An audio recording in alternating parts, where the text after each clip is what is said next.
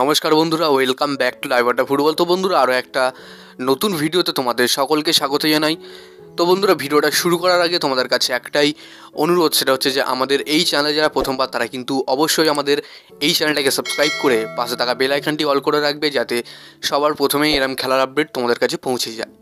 তো বন্ধুরা, এই ভিডিওতে তোমাদের কাছে মাত্র 100টা লাইকের আশা রাখছি। তো আশা করছি তোমরা 100টা লাইক কমপ্লিট করে দেবে এই ভিডিওতে। তো বন্ধুরা, আমরা সবাই জানি আজকে মোহনবাগান বনাম মোহামেডানের মিনি ডার্বি আছে।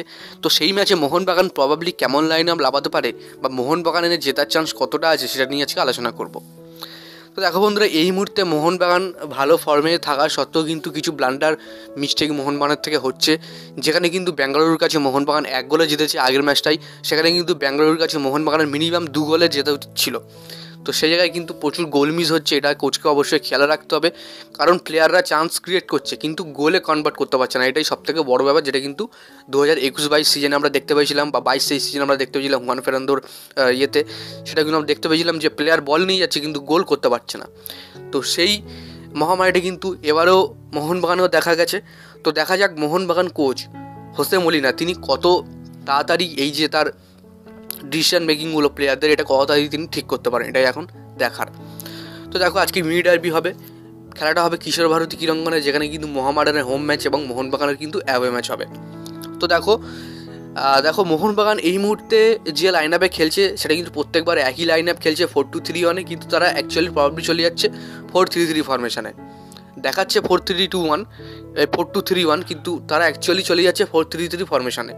তো যেখানে কিন্তু পুরোপুরি অ্যাটাকিং সাইডে চলে যাচ্ছে মোহনবাগান, যেটা কিন্তু কেউ বুঝতে পারছে না। মোহনবাগানের একটা ভালো দিক কি, তারা কখন স্লো খেলছে কখন ফাস্ট খেলছে, মানে প্রতিপক্ষ দল তারা কিন্তু ফট করে ধরতে পারে না যে মোহনবাগান তারা কী খেলার চেষ্টা করছে, তাদের স্ট্র্যাটেজিটাই এরম। তো দেখো, এবার লাইন আপ নিয়ে আসতে গেলে মোহনবাগানের লাইন আপ এবারও সেম থাকবে 4-2-3-1, যেখানে গোলকিপারও অবশ্যই থাকবে বিশাল ক্যাথ, এবং 4 ডিফেন্সে থাকবে Subhasish Bose, Tom Alderete, Alberto Rodriguez, এবং রাইট ব্যাকে থাকবে দিব্যেন্দু বিশ্বাস। আর সেন্টার মিডফিল্ডারে 2জন থাকবে আপুইয়া এবং সাহাল আব্দুল সামাদ। অ্যাটাকিং মিডফিল্ডে অবশ্যই থাকবে গ্রেগ স্টুয়ার্ট, এবং রাইট উইংয়ে থাকবে মনবীর সিং, লেফট উইংয়ে লিস্টন ক্লস, এবং সেন্টার ফরওয়ার্ডে থাকবে জেমি ম্যাকরায়ন অর্থাৎ ম্যাক্কা। তো এই হবে মোহনবাগানের লাইন আপ। তো এই মোহনবাগানের এই লাইন আপ নিয়ে মোহামেডানের বিরুদ্ধে মোহনবাগান কগলে জিততে পারে বা কী প্রেডিকশন হতে পারে, ঠিক আছে, স্কোর লাইন হতে পারে, তোমরা কিন্তু অবশ্যই এই ভিডিওর কমেন্ট বক্সে জানিয়ে দাও।